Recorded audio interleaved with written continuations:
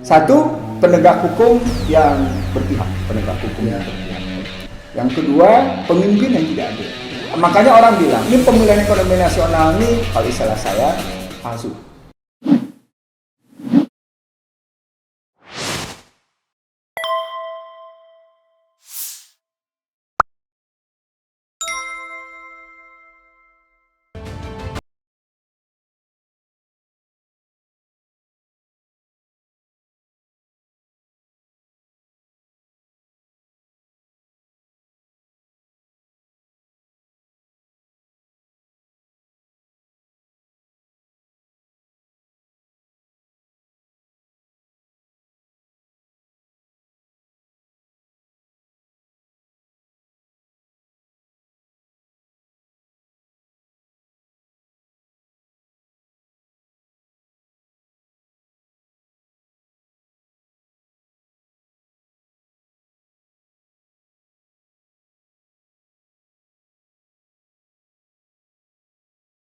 Persoalan pokoknya, masyarakat tidak ingin membantu masyarakat pemerintah. Dia hanya membatasi dirinya pada posisinya. Karena tidak mau membantu pemerintah karena trust.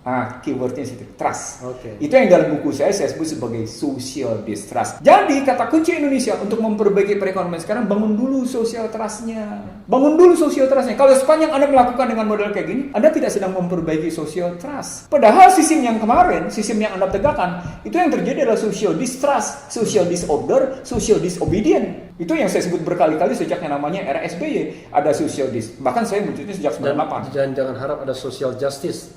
Ketika tidak ada social trust. Menarik ya.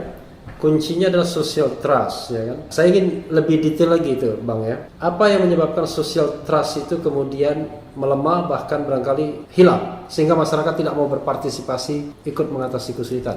Kita 1, 2, 3 kalau bisa berapa poin? Kalau saya di buku Bangsa Terbal ada 7 poin. 7 poin. Satu apa? Satu, penegak hukum yang berpihak, penegak hukum yang berpihak. Yang kedua, pemimpin yang tidak adil. Pemimpin yang tidak adil. Imamun adil. Imamun not adil. Itu ya. Itu yang kedua. Yang ketiga, orang-orang kaya yang tidak mau berderma. Oke. Perspektifnya akhirat semua ya. Posisi. Syariah semua. Tiga. Yang keempat, posisinya, gitu ya. Orang cerdas cendekia, kerjanya cuma mau dibayar. Oke, good. Bayaran. Good. Jadi orientasi si orang-orang berilmu ini apakah dia intelektual atau ulama? Kalau nggak dibayar nggak mau keluar pikiran dan tenaga. Pikiran. Dia pokoknya simpel itu. Oke. Artinya tidak ada keinginan dia untuk tadi. Kalau orang kaya tidak mau berdema, maka si orang-orang cerdas tadi, yang orang-orang berilmu tidak mau berbagi ilmu. Jadi mewakafkan ilmu pun tak mau dia. Ya? Dia batasi. Artinya ukuran untuk mewakafkan itu selalu diukur dengan materi. I see. Itu yang keempat. Yang kelima, orang miskin yang menjual kemiskinan. Oke. Nah ini perlu elaborasi. Ya Pak, saya miskin Pak, bagi saya dong. Oke. Dia tidak mau menyelesaikan problem dirinya sendiri, melakukan effort yang luar biasa untuk keluar. Untuk mengatasi kemiskinan. Hanya minta aja. Iya betul. Ask for help gitu ya. Iya posisinya. Nah itu orang miskin yang seperti itu posisinya. Nah berikutnya ini soal perempuan yang vulgar, menunjukkan kehadirannya di publik. Yang keenam. Perempuan yang vulgar. Yang demikian vulgarnya menampilkan kepentingan dirinya di publik. Dia tidak malu menampilkan keinginan untuk meraih tahta. Dia tidak malu menampilkan keinginan untuk meraih harta. Tidak malu. Maksudnya mereka bisa menunjukkan dirinya. Ada perempuan itu ada di dua ruang publik dan ruang private. Di era sekarang, perempuan di ruang publik itu menampilkan hal-hal seperti tadi. Padahal mayoritas perempuan itu adanya di ruang private. Oke. Nah itu yang kejadian. Itu yang keenam. Sehingga memunculkan syahwat gitu. Bukan sekedar syahwat antara laki, tapi juga kemudian memunculkan syahwat masing-masing dan kemudian menimbulkan masalah posisinya. Baik syahwat harta posisinya. Luar biasa. Itu ya posisinya. Ini out of the box ya. Loh, this is real. Anda bisa lihat ketika kita melihat yang namanya perempuan adalah tiang negara, perempuan adalah demikian pentingnya bagi rumah tangga gitu loh. Sehingga dia bukan encourage lagi anak-anaknya, tetapi dia sudah keluar kemana-mana. Anda menggunakan istilah encourage anak-anaknya.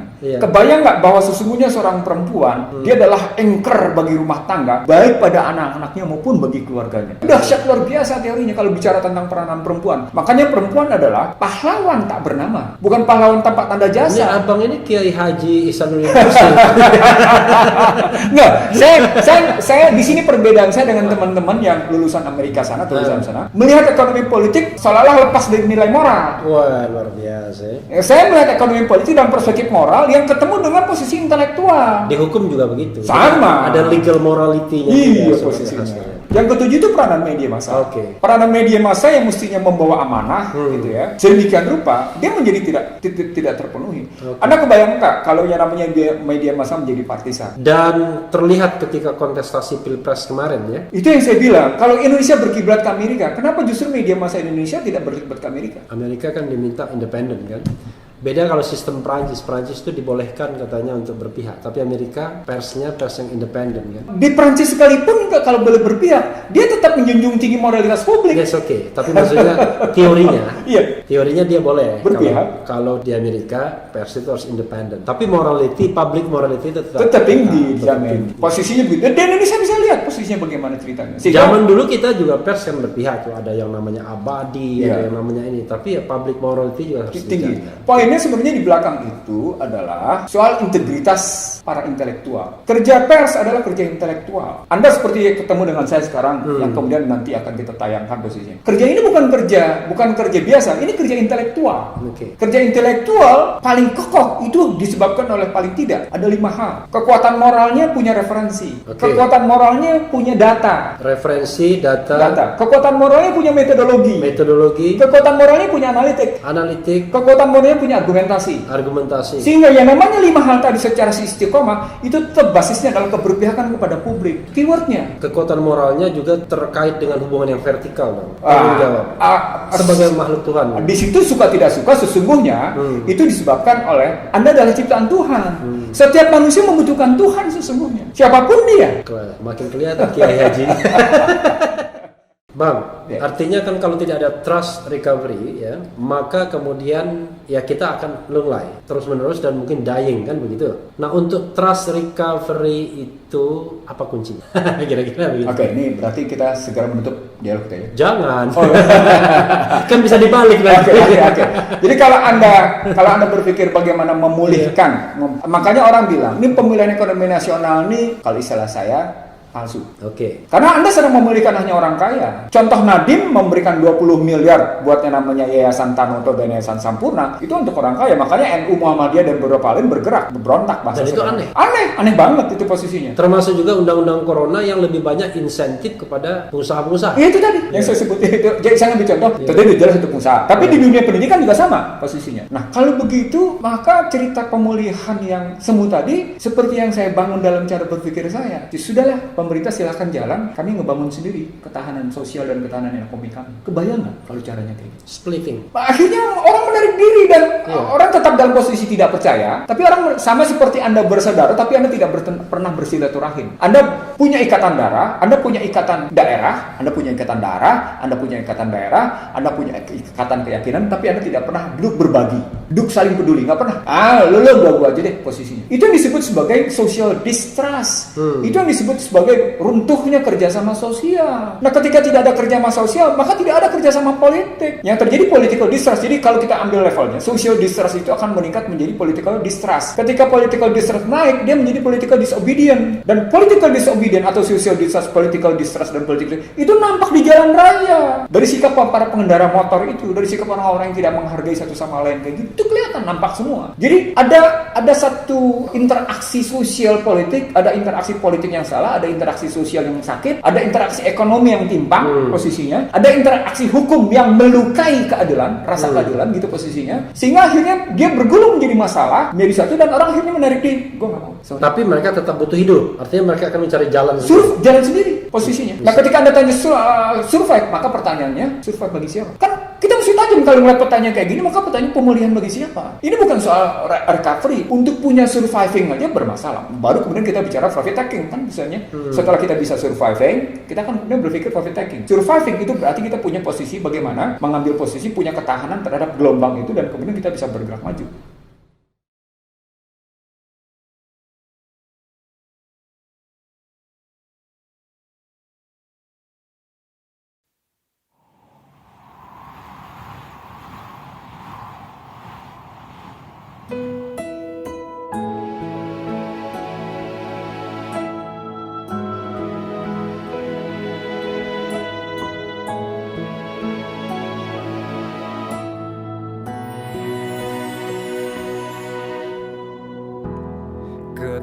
muka matahari, hanya di atas kepala panas melelehkan. Padang yang luas, tak ada naungan, tapi Engkau pemimpin adil. Tuhan memberi kabar gembira. Setiap manusia adalah khalifah di muka bumi ini, tapi Engkau khalifah dari khalifah. Kau dinaungi, kau diselamatkan. Oh, dari hari pembalasan Engkau bisa bawa mata air kebaikan bagi manusia.